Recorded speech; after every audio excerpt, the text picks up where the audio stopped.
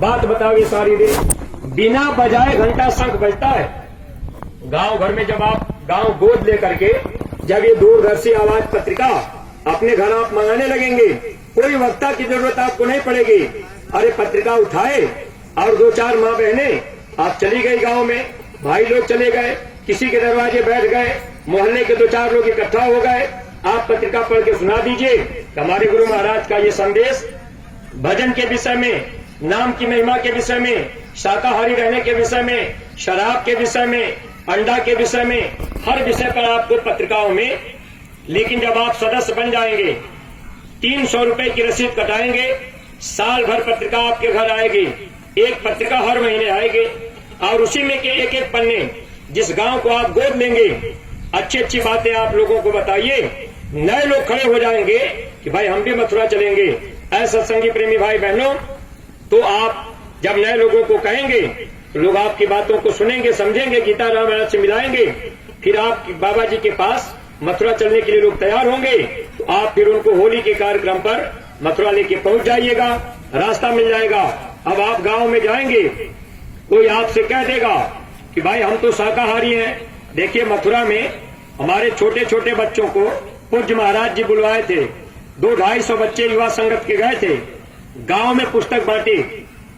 एक बच्चा और बच्ची मिलकर के गांव में गए थे बांटने, पुस्तक देने गए, उनके दरवाजे पर चबूतरे पर ऊंचाई पर पुस्तक दिए तो नहीं लिए, बच्चों को डांट के भगा दिए।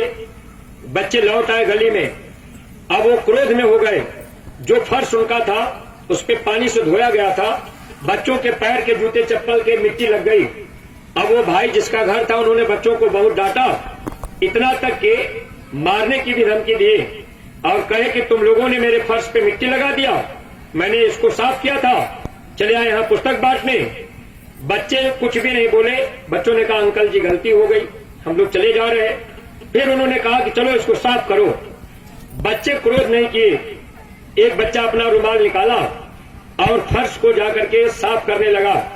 तब वो जिसका घर था वो भाई उठे और उसके हाथ को पकड़ लिए, कहने लगे कि अब रहने दो, हमको शर्मिंदा मत करो, हमसे गलती हो गई, हम क्रोध में कह दिए, हम साफ कर लेंगे, हमको पुस्तक दे दो, हम आएंगे मथुरा।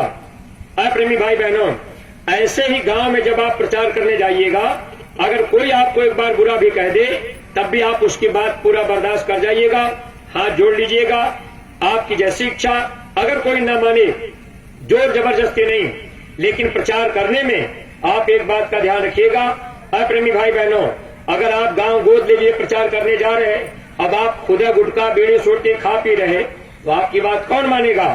कम से कम थोड़ा अपनी आदत को धीरे धीरे बदलिए, रोज सुमिरन ध्यान भजन जप करिए, स्वामी जी महाराज से कहिए कि मालिक हमारा ये गुटखा छोड़ जाए, हमारी बीड़ी छोड़ जाए, सिगरेट छोड़ जाए। अरे ये चीज जब आप नहीं छोड़ेंगे फिर जनता के ऊपर क्या प्रभाव पड़ेगा। लोग कहेंगे कि भाई इतने दिन से आप सत्संगी बन गए, बाबा जी के पास आते जाते आप गुटखा बीड़ी सिगरेट नहीं छोड़ पाए, हमारी शराब छुड़ाने आए हो, हमको शाकाहारी बनाने आए हो, तो कौन आपकी बात मानेगा। तो गुरु महाराज के सफेद कपड़े पर आप दाग मत लगाइएगा, थोड़ा अपने को प्रेमी भाई बहन आप समझाइएगा, मन को थोड़ा समझाइए, गुरु महाराज से दया मांगिएगा। तो अब मथुरा के लोग पुस्तक तो बटी, लेकिन लोग अपने को शाकाहारी मानते। मथुरा में अंडा खाने को भी शाकाहारी मानते हैं, अंडे को शाकाहारी मानते हैं। लेकिन प्रेमी भाई बहनों, जब आप गांव गोद ले लेंगे, एक एक गांव में आप जाएंगे और लोगों को बातें बताएंगे, तब तो आपकी बातें लोग समझेंगे।